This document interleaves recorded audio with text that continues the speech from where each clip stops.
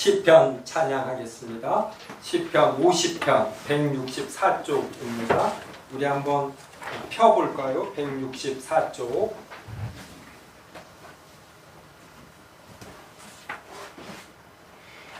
(6) 절까지 되어 있죠? 네, 우리 6절까지 찬양하도록 하겠습니다.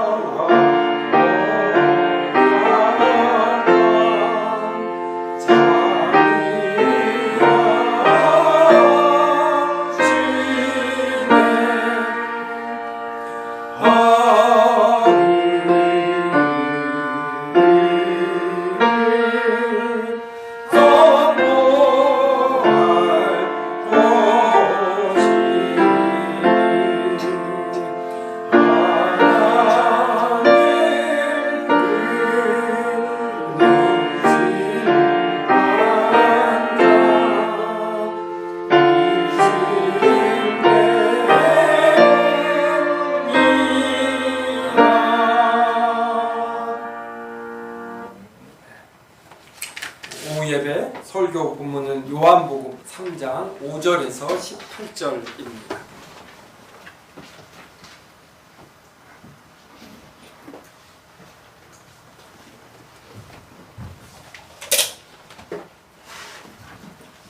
더우시면 저 에어컨 트셔도 돼요. 네. 제가 큰 소리로 할 터이니까 우리 전은옥 전도사님이 종합적으로 판단해서 에어컨 키는 작동권을 가지시기 바랍니다. 요한복음 3장 5절부터 18절 말씀 제가 읽겠습니다. 예수께서 대답하시되 진실로 진실로 내게 이르노니 사람이 물과 성령으로 나지 아니하면 하나님의 나라에 들어갈 수 없느니라. 육으로 난 것은 육이요 영으로 난 것은 영이니 내가 내게 거듭나야 하겠다 하는 말을 놀랍게 여기지 말라. 바람이 임의로 불매 내가 그 소리를 들어도 어디서 와서 어디로 가는지 알지 못하나니 성령으로 난 사람도 다 그러하니라. 니고데모가 대답하여 이르되 어찌 그러한 일이 있을 수 있나이까. 예수께서 그에게 대답하여 이르시되 너는 이스라엘의 선생으로서 이러한 것들을 알지 못하느냐. 진실로 진실로 내게 이르노니 우리는 아는 것을 말하고 본 것을 증언하노라. 그러나 너희가 우리의 증언을 받지 아니하는도다. 내가 땅의 일을 말하여도 너희가 믿지 아니하거든. 하물며 하늘의 일을 말하면 어떻게 믿겠느냐. 하늘에서 내려온 자 곧 인자 외에는 하늘에 올라간 자가 없느니라. 모세가 광야에서 뱀을 든 것 같이 인자도 들려야 하리니 이는 그를 믿는 자마다 영생을 얻게 하려 하심이니라. 하나님이 세상을 이처럼 사랑하사 독생자를 주셨으니 이는 그를 믿는 자마다 멸망하지 않고 영생을 얻게 하려 하심이라.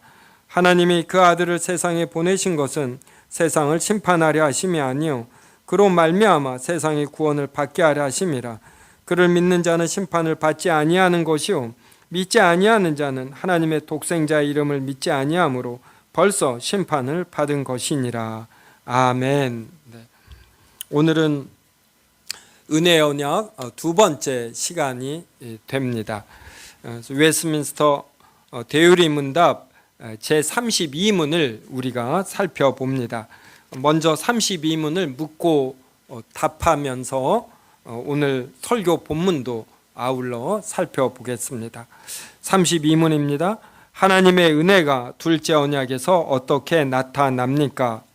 하나님의 은혜가 둘째 언약에서 이렇게 나타납니다.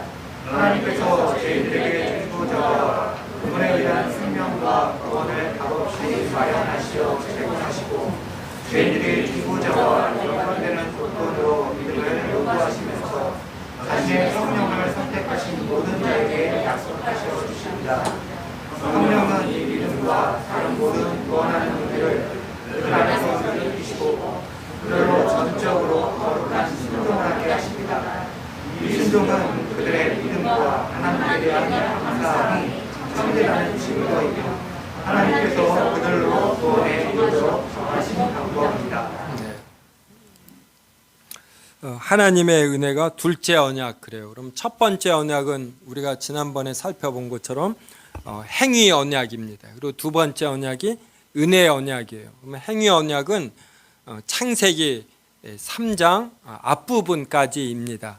그래서 하나님이 아담은 하나님의 율법을 본인만 원하면 모두 다 지킬 수 있는 그러한 상태로 만드셨어요. 그래서 아담은 행위로 구원을 얻을 수가 있습니다. 그래서 이러한 언약을 행위 언약이라고 합니다. 그런데 아담이 하나님이 금하신 선을 알게 하는 나무의 실과를 따먹었어요. 그러면서 아담에게 죄값이 발생하였고, 그리고 죄를 범하면 이때부터 이 죄의 부패가 시작이 됩니다. 그래서 아담은 죄를 지어서 죄인이 되며 죄값과 죄의 부패가 발생이 됐어요. 그래서 이때서부터는 이제 죄의 부패 때문에 아담이 모든 율법을 지킬 수가 없습니다. 일단 율법을 들으면 이것을 귀찮다 이렇게 잔소리로 생각하거나 자신의 자유를 제한한다 이렇게 생각해요. 이것은 우리가 자녀를 키울 때 보면 알지 않습니까? 자녀들이 이러한 부모가 말하는 내용을 지키면서도 마음 한구석에 이걸 지키고 싶어 하지 않는 이러한 것들이 있어요. 그래서 자녀들을 잘 키운다고 해서 TV를 못 보게 하잖아요. 그리고 불량식품 안 사주잖아요. 그러면 친구들이 아이가 조금 크면은 친구 집에 가서 TV를 엄청 보고 옵니다. 그리고 길거리에 불량식품이 떨어지면 그걸 주워서 먹어요. 이게 사람의 이제 성향이 되는 겁니다. 그래서 아담이 죄를 지은 이후서부터는 이제 행위 언약으로 구원을 얻을 자가 없어요. 그래서 하나님께서 은혜 언약을 세우셨습니다. 이 은혜 언약은 무엇이냐면 예수 그리스도가 우리 대신에 모든 율법을 지키시고 그리고 우리의 모든 죄를 짊어지고 십자가에 죽으시는 거예요. 그래서 우리에게 의로움을 주는 것입니다. 그래서 예수 그리스도의 의로움이 우리의 의로움이 되는 것이에요. 이것을 우리는 믿으면 되는 겁니다. 믿고서 예수 그리스도에 의한 생명과 구원을 받아들이면 돼요. 네. 그런데 이것을 죄로 인해서 부패해진 자가 믿을 자가 있을까요? 없을까요? 이게 없는 거예요. 성도 여러분, 예수님 당시에도 예수님이 하나님이신데 사람의 모습으로 하고 있습니다. 이러한 예수님을, 사람의 모습을 띤 예수님을 보면서 하나님의 아들이다 이렇게 생각할 자가 얼마나 되겠습니까? 이런 생각 해보셨어요? 대부분이 예수님의 외모를 보고 하나님의 아들이다 이렇게 할 자가 없는 것이에요. 그래서 하나님께서 아브라함을 택하시고 모세를 통해 하나님의 말씀을 주신 것입니다. 이러한 준비 과정 없이 어떤 예수라는 사람의 모습을 띤 사람을 보고서 구원자다 이렇게 깨달을 자가 일반 사람에게는 없는 것이에요. 하나님은 이것으로도 부족해서 세례 요한을 준비시키셨어요. 그래서 예수 그리스도의 앞길을 미리 준비한 겁니다. 전령사처럼 유대인들로 하여금 예수 그리스도를 잘 영접하도록 이러한 역할을 하신 것이에요. 즉 그리고 나서 예수 그리스도에 대한 복음이 12사도에 의해서 풍성히 마련이 되었죠. 그래서 이들 중심으로 세계로 복음이 이제 퍼져나가게 되었고, 이게 전한다고 해서 이걸 받아들이는 것이 아니에요. 이것을 받아들일 수 있도록 성령께서 특별히 역사하신 거예요. 그래서 성령이 너희에게 임하시면 온 유대와 예루살렘과 온 유대와 사마리아와 땅끝까지 이르러 내 증인이 되리라. 내 증인이 되라도 아니에요. 내 증인이 되리라. 하나님께서 이렇게 증인이 되도록 성령님을 통하여 역사하는 것입니다. 그래서 복음은 단순히 말로만 선포되어서 이것을 듣는 자들이 받아들이는 것이 아니라 꼭 성령께서 역사하셔야만 되는 것이에요. 자, 이게 은혜 언약입니다. 그럼 이것을 가지고 자, 32문을 한번 보셔요. 하나님의 은혜가 둘째 언약에서 이렇게 나타납니다. 하나님께서 죄인들에게 중보자, 즉 예수 그리스도죠. 그리고 이 중보자에 의한 생명과 구원을 값없이 마련하셨다. 그리고 제공하셨다 이 말이에요. 예수 그리스도를 마련하시고 예수 그리스도에 의한 십자가에서의 죽음, 이것으로 인한 생명과 구원을 제공하셨어요. 죄인들에게. 그 다음에 죄인들이 중보자와 연관되는 조건으로 믿음을 요구하셨다 이 말이에요. 너가 중보자와 관계가 되려면 중보자와 연관보다 관계되는, 이렇게 번역하는 게 좀 더 자연스러운 것 같네요. 죄인들이 중보자와 연관되는 조건으로 믿음을 요구하시며, 너가 중보자와 하나가 되려면 이걸 믿어야지 된다. 이러한 믿음을 요구하셨다. 그런데 이 믿음을 스스로 가질 자가 없는 겁니다. 그래서 이 다음 구절이 중요한 것이에요. 자신의 성령을 선택하신 모든 자에게 약속하시어 주십니다. 그래요. 그래서 하나님은 예수 그리스도도 제공하시고, 그래서 예수 그리스도를 믿어야지 된다. 이 조건을 말씀하시면서 이 조건을 성취할 수 있도록 또 성령을 제공하시는 것이에요. 그래서 이러한 것을 이제 쉬운 이야기로 하면은 종합 선물이에요. 하나님은 선물을 주실 때 예수 그리스도만 주시는 것이 아니라 성령까지 주시는 거예요. 그래서 예수 그리스도로 하여금 십자가에서 구원을 획득하게 하시고, 예수 그리스도께서 획득하신 구원이 우리의 것이 되어야지 되잖아요. 이 구원을 우리가 우리의 것으로 믿음을 통해 이렇게 받아들이지 않으면 소용이 없거든요. 그래서 우리가 믿음으로 받아들이도록 성령께서 역사하시는 겁니다. 그래서 성령께서 내 안에 오셔서 내 마음을 만지시면 돌같이 부드러운 마음이 살처럼 부드럽게 되는 거예요. 그래서 강팍한 마음이, 그리고 미련한 마음이 부드럽게 되면서 깨닫게 됩니다. 그래서 예수 그리스도를 믿게 되는 것이에요. 그래서 이 말이, 성령은 이 믿음과 다른 모든 구원하는 은혜를 그들 안에서 일으키시고, 그래서 성령께서 이 믿음을 일으키시는 거예요. 그다음에 다른 모든 구원하는 은혜라는 것은 어떤 의롭게 되는 것. 오늘 오전 설교에서 우리가 성숙해져야지 된다. 이걸 이제 신학적 용어로 성화라고 하잖아요. 이렇게 성화가 되는 것. 또 이런저런 힘든 일이 있어도 우리의 믿음을 끝까지 유지하는 것. 이러한 것을 견인이라고 하거든요. 그 다음에 죽은 후에 우리가 영화롭게 되는 것. 이런 걸 다른 모든 구원하는 은혜라고 하는데 이것을 그들 안에서 일으키시고 그래요. 그래서 이제 저만 해도 27에 거듭났습니다. 예수님을 내가 믿겠다라고 결정했고 앞으로 교회를 다니겠다라고 결정을 했어요. 그래서 저는 이 결정을 제가 한 걸로 그때는 생각했습니다. 그런데 몇 개월 신앙생활하는 이후에 그때는 이제 신학적으로 모르니까 이렇게 막연히 표현했죠. 내가 결정했는데 뭔가 다른 것이 또 있는 것 같다. 그때 이걸 느꼈고 또 하나님의 섭리를 느꼈어요. 어떤 우연찮은 일이 발생할 때 이게 어떤 하나님의 어떤 계획 속에 있다. 그렇게도 표현을 못했어요. 이런 섭리를 제가 느꼈습니다. 그 이후 이제 신학을 하면서 이러한 것을 이렇게 분명히 알게 되었지요. 그래서 우리가 믿는다라고 하지만 여러분 이 믿는다라는 게 보통의 일이 아니에요. 성도 여러분이 전도를 할 때 어떤 사람이 이 교회 예배 보러 오는 거 이게 그 사람 편에서는 쉬운 결정이 아닙니다. 성도 여러분이 이렇게 절에 법회하는 자리에 가시겠어요? 저희 장인 어르신은 산을 오르다가 저를 보면 피해서 갑니다. 기분 나쁘시다고. 그래서 믿지 않는 사람이 교회에 올 때는 상당한 결단을 하고 오는 것이에요. 전도하는 사람을 신뢰하기 때문이라든지 이런 큰 이유가 있습니다. 근데 이 정도가 아니라 앞으로 신앙생활을 하겠다, 예수님을 믿겠다, 이러한 결단은 우리 전체 내면적으로 동의가 되어야만 가능하거든요.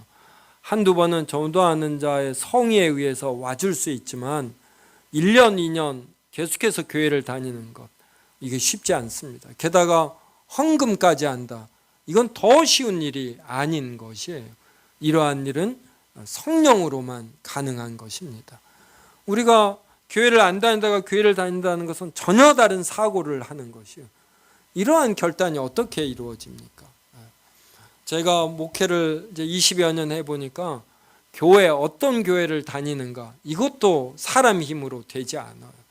그래서 목회를 하면서 이제 목사로서 어떤 성도가 세움교회 다니면 좋잖아요. 이렇게 결정해 주기를 바라고. 근데 여기에 대해서 점점 초연해지게 됩니다. 왜냐하면 이게 설득한다고 무슨 노력을 한다고 되는 게 아니에요. 이러한 것이 있으면 가능성은 높아지지요. 그런데 어느 교회를 출석하는가, 이것도 하나님의 섭리 속에 있는 것입니다.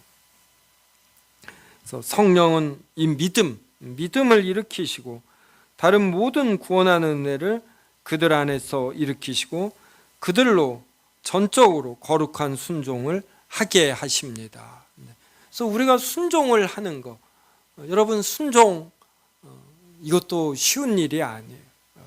예전에는 누구 말을 들면 그 반대되는 논리, 이것이 바로 떠오르고 이렇게 주장하고 싶고, 그래서 얼굴이 불편했는데 이제는 무슨 말을 들으면 이 말이 의미하는 바가 무엇일까, 이러한 쪽으로 생각을 하면서 이렇게 따르려고 하고 주변의 사람을 격려하여 이렇게 같이 따르도록 이끌어가는 것, 이게 우리의 노력으로 되지 않습니다.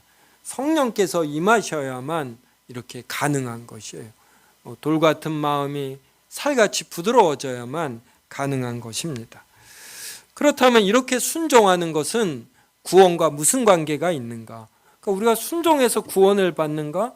아니면 구원을 받았기 때문에 순종하는 것인가? 이제 이거에 대한 답입니다. 이 순종은 그들의 믿음과 하나님께 대한 감사함이 참되다는 증거이며, 그러니까 구원을 참되게 받은 자는 자연스럽게 순종하게 되는 것이요. 순종했기 때문에 구원받는 것이 아니라 구원을 받은 자는 점점 더 순종하게 된다. 그래서 이 순종은 그들의 믿음, 하나님께 대한 감사함이 참되다라는 증거입니다. 그래서 대부분의 성도, 그러니까 참된 성도들은 시간이 지나면 점점 더 성숙에 이르고 점점 더 순종하게 됩니다.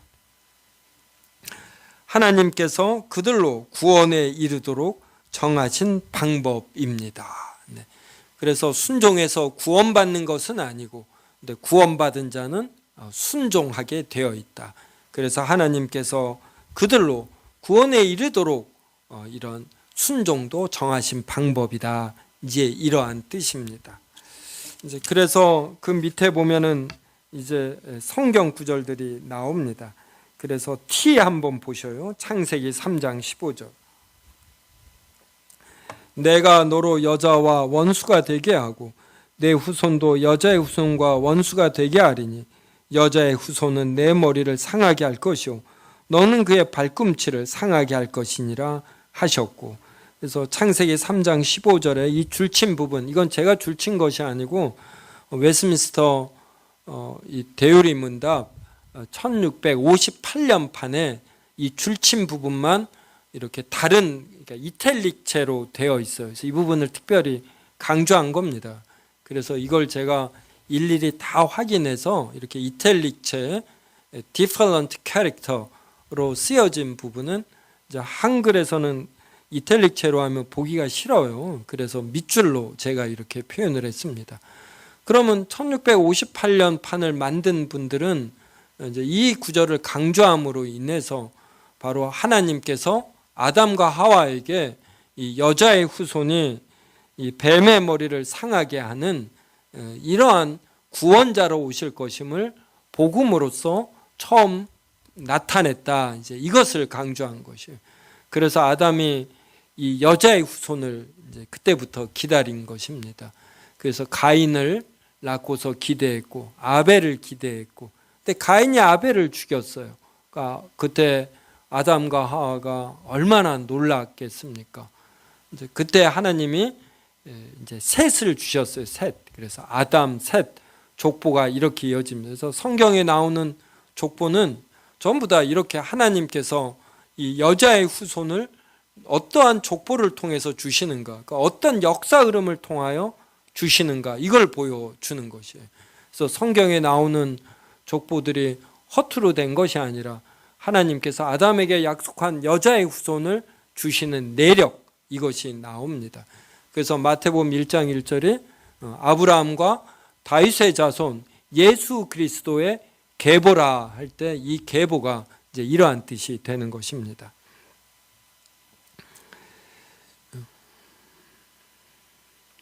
그리고 이제 W 보셔요. 여기에 이제 요한복음 3장 16절이 나와요. 하나님이 세상을 이처럼 사랑하사 독생자를 주셨으니 이는 그를 믿는 자마다 멸망하지 않고 영생을 얻게 하려 하심이라. 요한복음 1장 12절 영접하는 자 곧 그 이름을 믿는 자들에게는 하나님의 자녀가 되는 권세를 주셨으니 이럽니다. 그래서 오늘 설교 본문을 요한복음 3장으로 택했어요. 그래서 이 요한복음 3장 16절이 무엇을 의미하는가, 이걸 살펴보는 겁니다. 이제 결론적으로 이야기하면 요한복음 3장 16절은 하나님이 세상을 이처럼 사랑하사 독생자를 주셨어요. 왜 주셨냐면 이는 그를 믿는 자마다 멸망하지 않고 영생을 얻게 하려 하심입니다. 그래서 이 독생자를 믿으면 영생을 얻는 것이에요. 그래서 요한복음 3장 16절은 이러한 사실을 말을 하는 것이지 절대로 우리가 예수님을 스스로 믿을 수 있다, 이걸 말하는 건 아니에요. 네. 이해되셔요? 이게 굉장히 중요한 겁니다. 이것을 깨닫느냐 못 깨닫느냐에 따라서 이제 성경 전체의 내용이 달라지는 것이에요. 그래서 요한복음 3장 16절을 보면서 이러한 생각을 또렷이 하기가 힘들어요. 성경 묵상을 아무리 해도 이제 이래서 신앙 고백이 필요로 한 거예요. 그래서 오늘 우리가 웨스민스터 대리문답이 말하는 것처럼 죄인들이 중보자와 연관되는 조건으로 믿음을 요구하시면서 그러면서 자신의 성령을 선택하신 모든 자에게 주셨다. 그래서 이 성령이 이 믿음을 일으키신다. 이 내용이 중요한 것입니다. 그래서 요한복음 3장 16절은 독생자를 믿으면 영생을 얻는다라는 이러한 일반적 사실을 그냥 말한 것이지 이러한 예수 그리스도를 우리가 스스로 믿을 수 있다 이렇게 말하는 것이 아닙니다. 네. 이걸 꼭 아셔야지 돼요. 네. 이걸 알아야만 제가 하는 설교 전반을 이해하는 겁니다. 네. 그렇지 않으면 계속 자기식으로 설교를 이해하게 돼요. 네. 자, 그래서 이제 요한복음 3장으로 가겠습니다. 요한복음 이것은 니고데모와 예수님 간의 대화예요. 예수님께서 3장 3절에서 사람이 거듭나지 아니하면 하나님의 나라를 볼 수 없다 그랬어요. 그랬더니 4절에서 니고데모가 사람이 늙으면 어떻게 날 수 있사옵나이까? 두 번째 모태에 들어갔다가 날 수 있사옵나이까? 이렇게 문자적으로 해석을 했습니다. 그러자 예수님이 사람이 물과 성령으로 나지 아니하면, 그러니까 거듭난다라는 것은 성령으로 나는 것이다. 이제 이것을 뜻하는 것입니다. 그래서 성령으로 나지 아니하면 하나님의 나라에 들어갈 수가 없는 거예요. 육으로 난 건 육이에요. 즉 우리 부모님이 우리를 육체적으로 낳아 주잖아요. 그래서 사람이 자식을 낳으면 이건 그냥 육신적으로만 낳은 것입니다.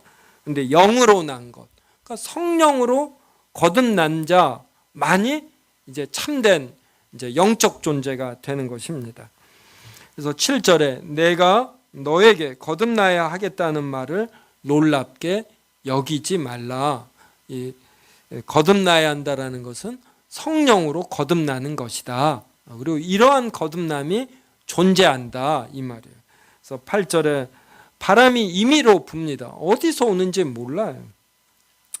내가 그 소리는 들어도 어디서 와서 어디로 가는지 알지 못해요. 그래서 성령으로 난 사람도 이러는 것이에요. 누가 성령으로 날 수 있고 난 사람인지, 누구에게 성령이 임할지 이건 몰라요. 성령으로 임한 사람은 압니다. 바람이 불면 소리는 알아요. 근데 바람이 어디서 와서 어디로 가는지 알지 못하듯이 성령의 역사도 그러하시다 이 말이에요. 그래서 니고데모가 그러한 일이 있을 수 있나이까? 어찌 그러한 일이 있을 수 있겠느냐? 성령으로 거듭나는 일. 그랬더니 예수님이 너는 이스라엘의 선생으로서 이러한 것을 알지 못하느냐? 이제 꾸짖죠. 그러면서 11절에서 우리는 아는 것을 말하고 본 것을 증언한다. 그런데 니고데모 너희들이 우리의 증언을 받지 아니한다. 이제 이러면서 14절 보셔요. 14절. 모세가 광야에서 뱀을 든 것 같이 인자도 들려야 하리니 그래요. 여기서 인자가 들려야 한다라는 것은 십자가에 못 박혀 들려야 한다. 이제 이런 뜻이 아니라 모세가 광야에서 하나님을 이렇게 불평을 하다가 하나님께서 보내신 불뱀에 이스라엘 백성이 죽었습니다. 그래서 모세가 간구하자 하나님께서 놋뱀을 만들어 장대에 달아라 그랬어요. 그래서 모세가 놋뱀을 만들어 장대에 달아서 이렇게 들었습니다. 그럼 이것을 보는 자마다 불뱀에 물려도 살아남았어요. 이러하듯이 이 불뱀에 물린 자들이 놋뱀을 보려면 모세가 놋뱀을 이렇게 높이 들어야지 되잖아요. 그럼 예수님을 사람들이 보고 믿으려면 어떻게 해야지 돼요? 예수님도 이렇게 높이 들려서 이 사람들에게 알려줘야지 되죠. 즉 전도가 되어야지 된다. 이 뜻이에요. 14절에 모세가 광야에서 뱀을 든 것 같이 인자도 이들에게 알려져야 되리니, 전해져야 되리니, 이제 이 뜻입니다. 이는 왜 이렇게 들려져야지 되냐면, 전파되어야 되냐면 그를 믿는 자마다 영생을 얻게 하려고. 장대든 노뱀을 보는 자마다 살아나게 해야지 되잖아요. 이제 살아나지 않았습니까? 그러듯이 예수님도 높이 들려야지 되는 것이에요. 알려져야지 되는 것입니다. 그러면서 16절이 나와요. 하나님이 세상을 이처럼 사랑하사, 그러니까 세상을 너무 하나님이 사랑하신 거예요. 그래서 독생자를 주셨습니다. 자신의 아들을 주셨어요. 그래서 이는 그를 믿는 자마다 멸망하지 않고 영생을 얻게 하려 하심이라. 이 영생을 얻도록. 그래서 17절에 하나님이 그 아들을 세상에 보내신 것은 세상을 심판하려 하심이 아니요 그로 말미암아 세상이 구원을 받게 하려 하심이라. 그래서 예수님이 오시기 전에 이 세상은 이미 심판을 받은 것이에요. 예수님을 믿지 아니함으로. 그래서 예수님이 다시금 또 심판하러 오실 이유가 없어요. 그래서 예수님이 오신 것은 이미 심판받은 세상에 이 구원을 주려고 오신 것입니다. 그러므로 이 예수님을 우리는 믿어야지 되는 것이에요. 이제 이게 이 논리예요. 그렇지 절대로 이 3장은 우리가 예수님을 우리의 힘으로 믿을 수 있다 이걸 말하는 것이 아니에요. 이렇게 성령이 바람이 임의로 불듯이 성령도 이렇게 임하거든요. 그러니까 성령으로 거듭난다. 성령이 우리에게 임해서 성령으로 우리가 거듭나는 것입니다. 이게 바로 믿는 것이거든요. 우리가 믿으려면 성령이 우리에게 임해야지 되는 것이에요. 그래서 이렇게 구원은 전적인 하나님의 선물임을 요한복음 1장서부터 말하고 있는 것이에요. 그런데 이제 요한복음 3장 16절을 보면서 이는 그를 믿는 자마다 멸망하지 않고 영생을 얻게 하려 하십니다. 이 말은 우리가 예수님을 믿을 수 있다라는 걸 말하는 것이다. 그러면서 예수님을 믿어야지 된다.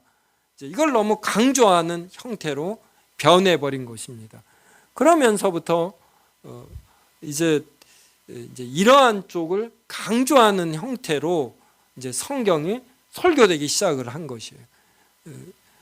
그래서 성경의 모든 부분이 이렇게 잘 설교되기보다 이렇게 우리가 스스로 믿을 수 있다라와 연관되는 이제 이러한 식으로 자꾸만 설교가 되고 성경 해석이 이루어지는 것이에요. 그래서 이제 이러한 것들을 바로 잡으려고 이제 이미 종교 개혁이 루터와 칼뱅에 의해서 이루어졌을 때 이러한 내용이 정말 놀랍게 다 정리가 됐어요. 이러한 내용이. 근데 이게 흐려진 것입니다. 그래서 지금은 그 중요한 내용들이 잘 알려지지 않거든요. 그래서 이것을 다시금 이렇게 복원시키려고 이제 저 같은 사람이 노력을 하는 것이죠. 네. 이제 정리하겠습니다. 은혜 언약은 말 그대로 은혜의 언약이에요. 은혜의 언약. 하나님이 우리에게 은혜를 크게 주시는 것이에요. 그래서 이 은혜가 어떻게 나타나냐면 하나님께서 예수 그리스도를 준비하시는 것으로. 그 예수 그리스도만 준비하시는 것이 아니에요. 성령님도 준비하시는 것입니다. 그래서 바다 거북 알죠? 바다 거북은 바다에서 살다가 이제 성체가 되어서 알을 낳을 때가 되면 해변으로 나옵니다. 그래서 해변의 적당한 지점에 모래 구덩이를 파요. 이곳에 알을 몇십 개를 낳습니다. 그럼 모래로 덮어요. 그 다음에 바다 거북이 어떻게 할까요? 그냥 바다로 가요. 이 알은 때가 되면 깨어납니다. 이제 스스로가 생명을 유지해야지 돼요. 이 알에서 깨어난 바다 이제 거북이 새끼들이죠. 얘네들이 본능적으로 해변을 향하여 갑니다. 그러면 그때 새들이 도처에서 날아와요. 완전 뷔페 식단이에요. 새들이 이 바다 거북이 새끼들을 다 잡아먹습니다. 거의 잡아먹어요. 해변까지 성공해서 가는 바다 거북이가 적어요. 근데 동시에 그 많은 거북이들이 알을 낳는데 거의 비슷한 시기에 깨어나거든요. 그러니까 하도 새끼 거북이 많으니까 그렇게 새들이 많아도 이 해안가에 도달하는 새끼 거북이가 있어요. 근데 이 바닷속에도 또 포식자가 있습니다. 그들이 또 잡아먹어요. 그래서 100마리당 1마리만 성체 거북이가 되는 것이에요. 그래서 예수님이 아니 하나님이 예수 그리스도만 우리를 위해서 구원을 준비하셨다. 이렇게 되면은 우리가 전부 다 바다 거북이가 되는 거예요. 그래서 사탄이 우리를 포식자로서 우리를 다 잡아먹어요. 여기서 살아남을 자가 바다 거북이는 100마리당 1마리가 되지만 우리는 성령님 없이는 한 명도 예수님을 믿을 자가 없는 거예요. 그래서 예수님이 아무리 십자가에서 죽으셔도 이것을 믿을 자가 한 명도 없는 것이에요. 그래서 성령님을 하나님이 예수 그리스도의 승천 이후에 우리에게 보내시는 거예요. 우리에게 보내시지 않아도 성령님은 하나님이시기 때문에 어디에나 계셔요. 우리를 도우실 수 있습니다. 그런데 우리를 더 사랑하며 우리를 지킨다라는 표현으로서 실제 현장으로서 성령 하나님도 이 땅에 오시는 거예요. 그리고 아예 우리 안에 내주하시는 것입니다. 성령님이 내주하신다가 이러한 표현이에요. 얼마나 우리를 사랑하시면 하나님이 예수님을 보내시고 성령님을 보내시고 성령님도 아예 우리를 거처로 삼으시는 거예요. 그래서 우리 안에 믿음을 일으키시고 우리의 부족함에도 불구하고 우리가 계속해서 성화하도록 믿음을 끝까지 유지하도록 그리고 순종하며 다른 사람을 섬기도록 이렇게 하시는 것이에요. 이게 성경의 전체적인 흐름인 것입니다. 그래서 이러한 흐름을 가지고 당장 창세기 12장부터 살펴보셔요. 하나님께서 아브라함을 부르시고 그의 부족함에도 불구하고 이렇게 길러가시는 거. 아브라함 보고 스스로 큰 민족이 되라 그러지 않았어요. 큰 민족이 되리라. 그래서 아브라함이 큰 민족이 되도록 하나님께서 아브라함을 끝까지 붙드시면서 길러가시는 거. 이러한 것이 성경의 내용이에요. 그래서 은혜 언약은 창세기 3장부터 시작이 돼요. 아담이 죄를 지은 그때서부터 그래서 약속한 여자의 후손을 마침내 주는 것이 창세기 3장부터 요한 계시록까지의 내용인 것입니다. 하나님의 이러한 도도한 섭리 이것이 너무나 분명하게 드러나는 것이에요. 그런데 이 32문처럼 우리가 신앙을 고백하지 않으면 하나님이 일을 하시는 곳에서 우리가 하는 것으로 표현이 되고 하나님이 우리에게 최종적으로 주시는 큰 선물 대신에 이 땅의 선물과 하늘에 있는 작은 선물 이제 이러한 것을 보게 되는 것입니다. 그래서 이러한 것들이 너무나 안타까워서 이제 저도 여기에 대한 해설서를 쓰는 것이고 이제 이것이 제가 목회할 때부터 주어진 이제 사명의 일종에 그래서 이것을 이렇게 널리 또 전하려고 하고 그래서 우리 세움교회도 오후 예배에 또 대우리 문답을 하는 것입니다. 오늘은 이것으로 마치고 다음 주에 또 33문서부터 그럼 구약과 신약이 어떻게 다른가 이거에 대해서 살펴보도록 하겠습니다. 기도하겠습니다. 하나님 너무나 감사옵나이다. 하나님께서 예수 그리스도만 준비하신 것이 아니라 성령 하나님도 준비하시어 예수 그리스도께서 획득하신 구원이 우리에게 반드시 적용되게 하시는 것을 살펴보았사옵나이다. 사탄은 지금도 악한 자로서 불화살을 우리에게 보내지만 성령님을 통하여 마련된 믿음의 방패로 이러한 모든 것들을 방어해내고 성령의 검 곧 하나님의 말씀으로 이들을 또 공격하게 하시고 승리하게 하시니 감사하옵나이다. 성령께서 우리 안에 내주하시며 말할 수 없는 탄식으로 기도하시며 우리를 보호하심을 단순히 교리적으로 지식적으로만이 아니라 우리의 온 몸으로 또 느끼고 그리하여 하나님을 더욱 즐거워하게 하여 주시옵소서. 예수님의 이름으로 기도드리옵나이다. 아멘. 시편 찬양하겠습니다. 50편 두 번째. 아까는 164쪽이었고 이번엔 165쪽입니다. 한번 165쪽 같이 보겠습니다. 이번에는 13절까지 합니다. 13절까지. 네.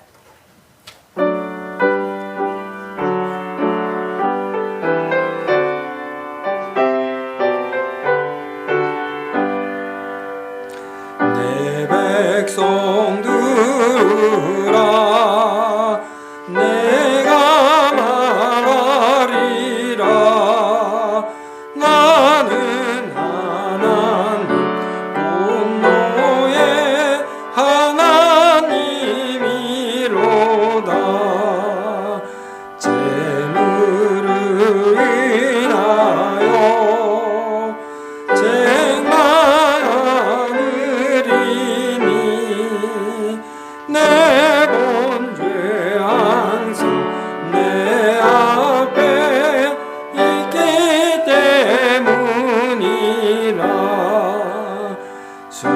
수소나 수렴소 지지 않으리니 삼일 인생과 생중이 다 내 것이로다. 산속의 새들도 내 아는 것이며 들에 뛰노는 짐승도 내 것이미로다. 나 주려도 내게 이르지 않으면 세계와 중요한 것이 내 것이미로다. 수소와 염소를 내가 먹겠느냐. 감사로 하나님 앞에 제사를 드리라. 환난 때 부르라.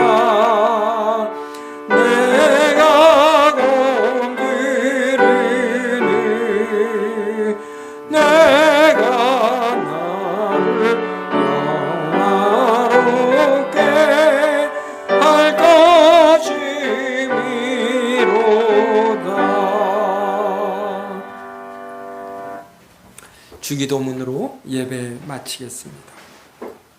하늘에 계신 우리 아버지여, 이름이 거룩히 여김을 받으시오며 나라가 임하시오며 뜻이 하늘에서 이루어진 것 같이 땅에서도 이루어지이다.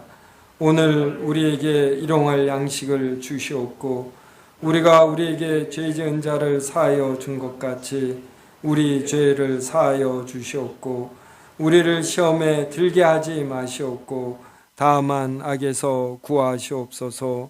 나라와 권세와 영광이 아버지께 영원히 있사옵나이다. 아멘. 예배 마쳤습니다.